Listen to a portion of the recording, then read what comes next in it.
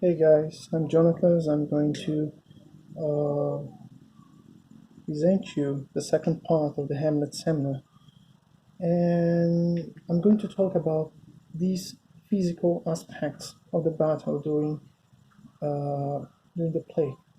Okay, first we have three situations where the battle turns to a physical way.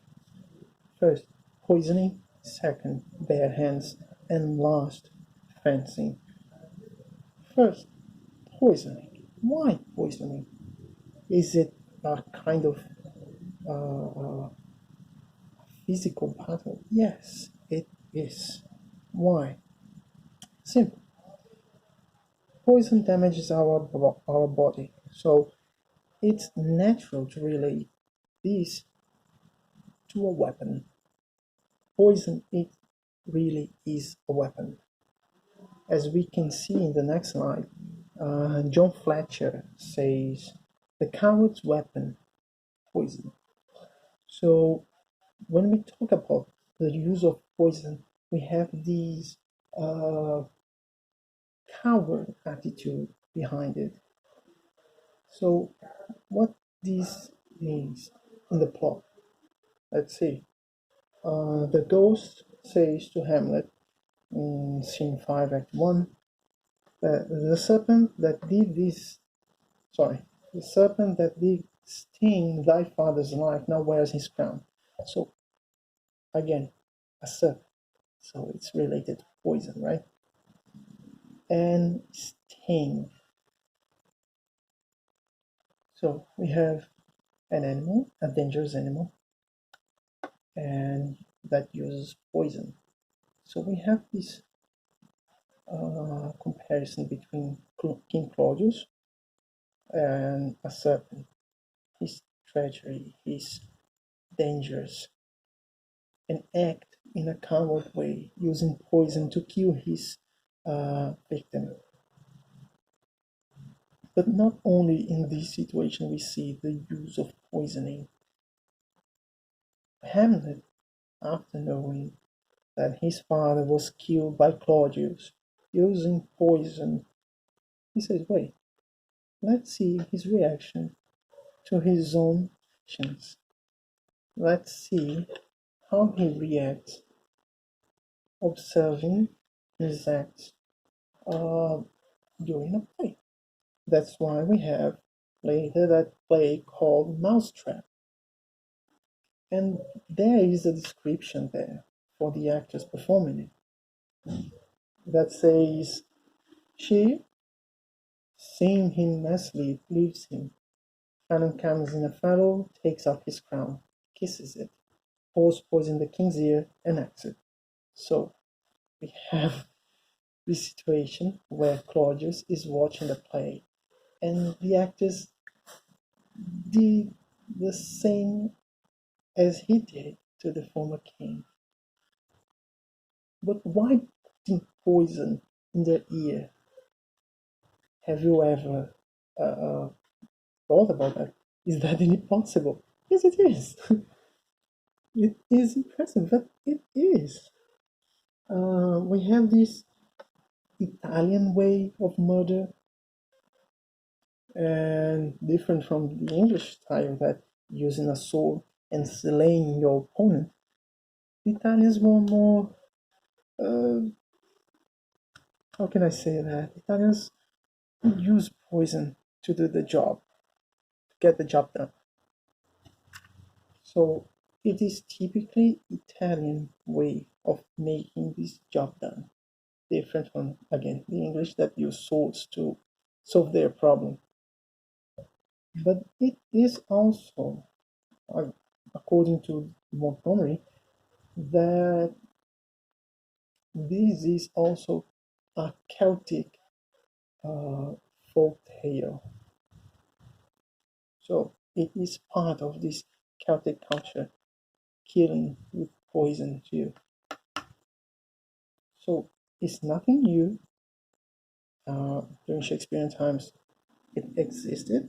We can see that in another play we studied this semester. It was Romeo and Juliet, we have that. Both, not both, but Romeo get killed, is commits suicide using the poison, right? So it's nothing new to Hamlet. He already used it, and we see it being used by the King Claudius as a coward weapon to kill his own brother. And then we have when he faces his own attitude to the king in a play. And then we have later in the play, there is this conversation between Laertes and the King Claudius, saying, well, they're trying to plan something to kill Hamlet. And Laertes says, well, I bought an auction of Montblanc. So he has a poison, right? And in the end, he says, with this contagion, that if I gull him slightly, in a very superficial way, it's enough. It may be death for him. So again, they are planning to kill in a coward way. Hamlet's not expecting for that. It's treacherous, as he says here. The treacherous instrument is in thy hand, unbaited and envenomed. And this shows us that poison it's a really important aspect in Hamlet. So we have the former king killed by poison. We have, in the end, again, poison being used to kill someone. Actually, there are three of them who got killed. Like, no, four of them that are killed through poisoning. Two of them by swords. But anyway, there is this poison action there. So that's why poison is important to the plot.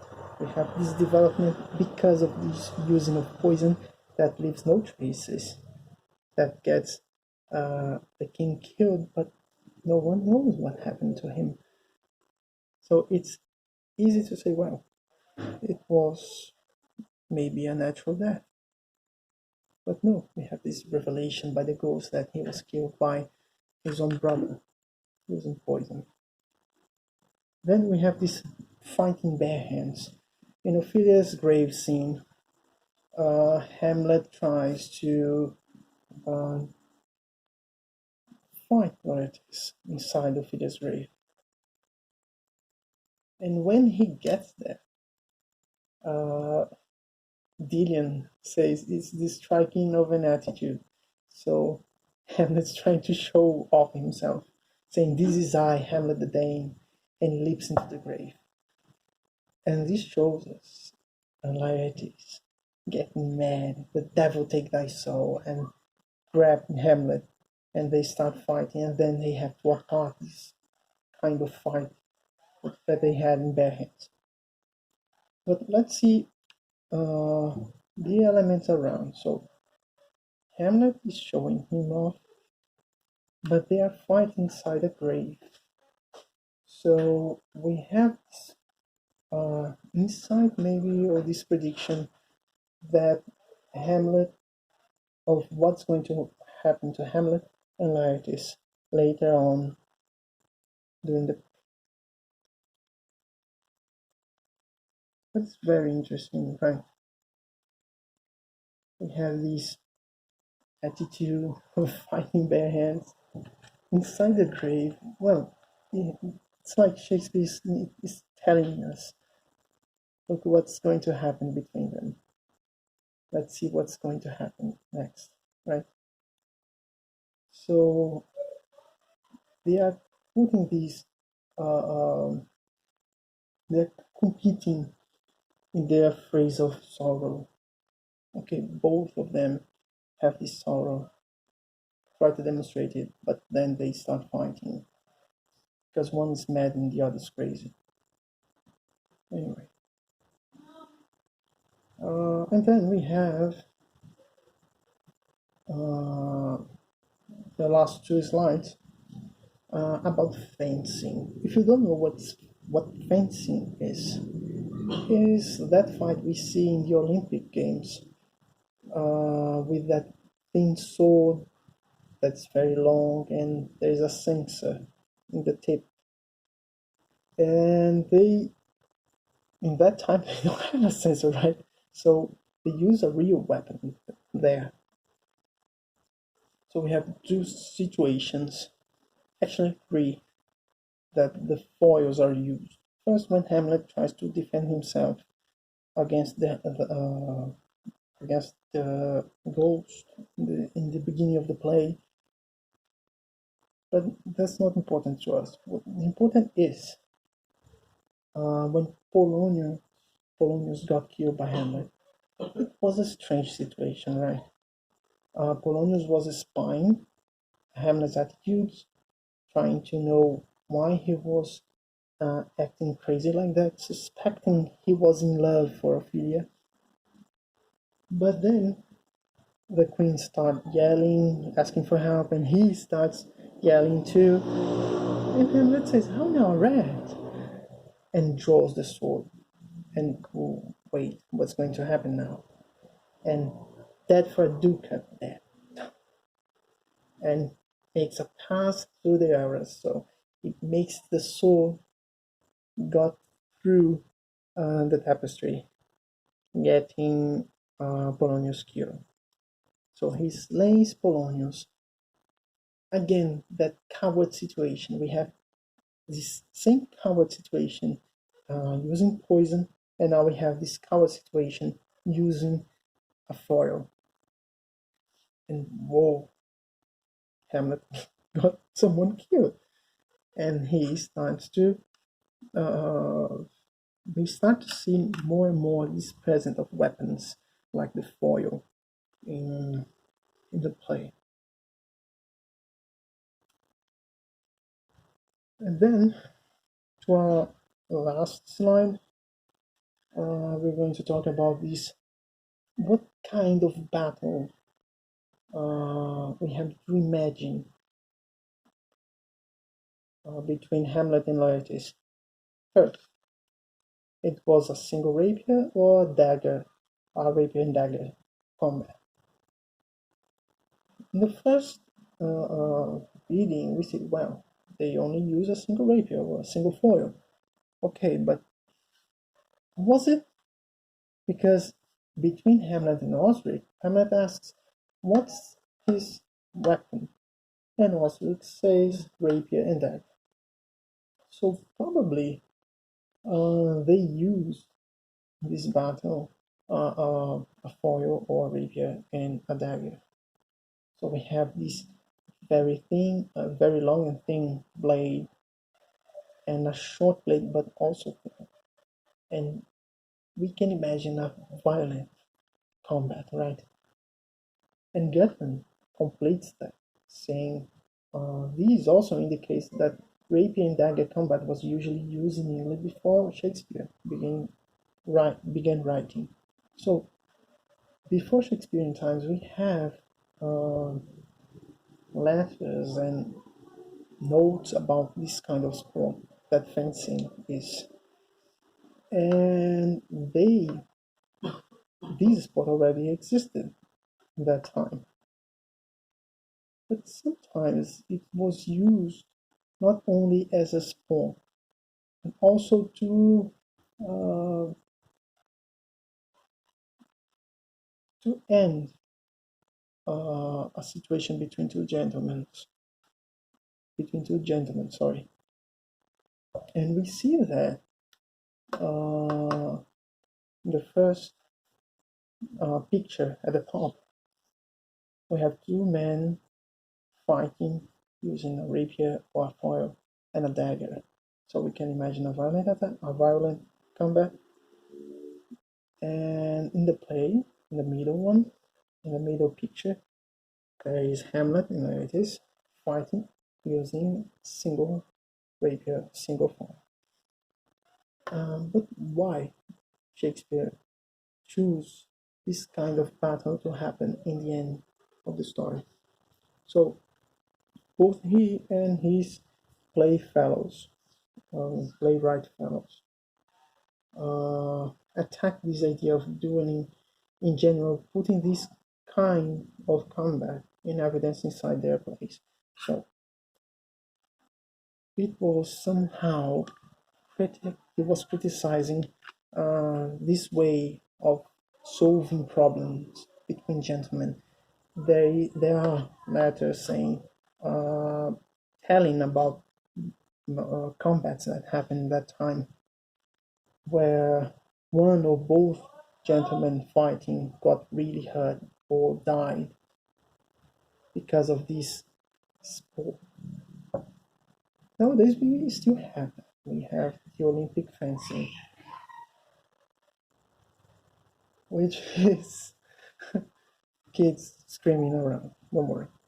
And we have this kind of situation that Shakespeare is criticizing this kind of, of sport or contest and put in the play, as we saw during the classes. During the classes, they would he used to do that. Take a problem that exists and put in another country to suspend it from England and put in a new situation, but to talk about that problem they had there in England in that time, in that period. So we talk about poisoning, bare hands, and fencing. These three elements were very important to the plot of to the story itself. Poisoning, the beginning, the end, uh, fencing, only in the end, and bare hands also in the end. So these findings make the narrative flow and put some action. And after these moments of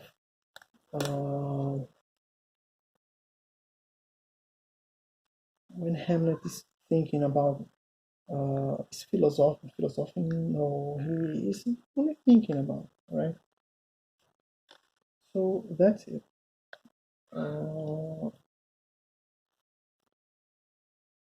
Yeah, that's it. This was the most important parts of this physical aspect of the battle. I hope you have enjoyed, but don't forget to see the last section of our seminar, the number 3. Okay? See you, keep safe, and stay in quarantine for a while.